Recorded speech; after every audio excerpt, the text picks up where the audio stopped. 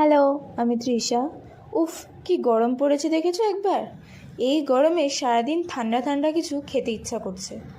তাই ঘরেই বিকেলে আমি কোল্ড কফির একটা সিম্পল ওয়েতে কীভাবে বানাবে নিয়ে চলে এসেছি। চলো তাহলে দেখে নিই।